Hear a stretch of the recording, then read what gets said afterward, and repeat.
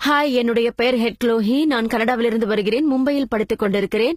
என்னுடைய கேள்வி என்னவென்றால், ஏன் இந்தியாவில் பெண்களை மசூதிகளில் அனுமதிப்பதில்லை? சகோதரி நல்ல கேள்வியை கேட்டிருக்கிறார். இந்தியாவில் பெண்களை ஏன் பள்ளிவாசலுக்குள் அனுமதிப்பதில்லை என்று கேட்டுள்ளார்.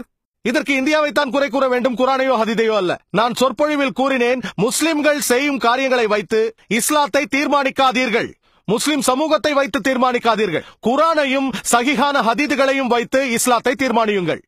எங்கள் அன்பிற்குரிய நபி அவர்கள் கூறினார்கள், சஹீஹுல் புகாரியில் ஒரு ஹதீஸ் உள்ளது. நபி அவர்கள் கூறினார்கள், இறைவனின் பெண் அடியார்கள் மஸ்ஜிதுக்கு வருவதை தடுக்காதீர்கள் என்பதாக.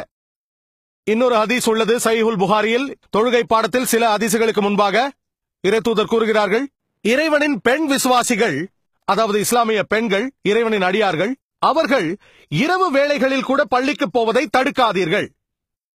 இப்போது இது இந்திய கலாச்சாரம்.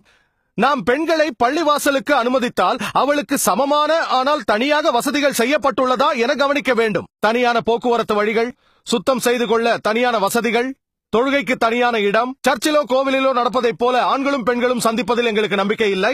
ஏனென்றால் எங்கள் தொழுகையில் சகோதரியே பிரார்த்திக்கும் போது மனித சமூகத்தின் சமத்துவத்தை வலியுறுத்துவோம். தோளோடு தோள் உரசி நிற்போம். எனது பக்கத்தில் நிற்பவர் கருப்பரா அல்லது வெள்ளையரா, மஞ்சளா பிரவுனா, மன்னரா ஏழையா என்று பார்ப்பதில்லை. அவரை ஒட்டி தோளோடு தோள் உரசி நிற்போம்.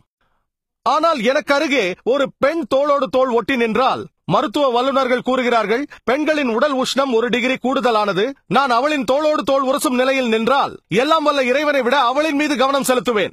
ஆகவே தனித்தனியாக ஆனால் சமமான வசதிகளுடன், தனி வாசல்கள், சுத்தம் செய்ய தனி இடம், கைகளை கழுவ வேண்டும், கால்களை கழுவ வேண்டும். அந்நிய ஆண்களுக்கு முன்பாக இதை செய்ய முடியாது.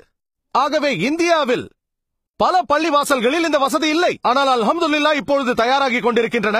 மும்பையில் ஒரு மசூதி உள்ளது, அங்கு பெண்களுக்கு வசதிகள் உள்ளன. தென்னிந்தியாவில் பல மசூதிகள் உள்ளன, நான் அங்கு சென்றிருக்கிறேன். ஆனால் சதவிகித படி பார்த்தால் அது குறைவாகவே உள்ளது என்று ஏற்கிறேன். சவுதி அரேபியாவுக்கு சென்றால் எல்லா மசூதிகளும் அவ்வாறே இருக்கும். 95% மசூதிகள், ஏன் அதற்கும் மேலாக பெண்களுக்கு தனி வசதிகளோடு தான் இருக்கும். 99 99.9 என்று தெரியாது.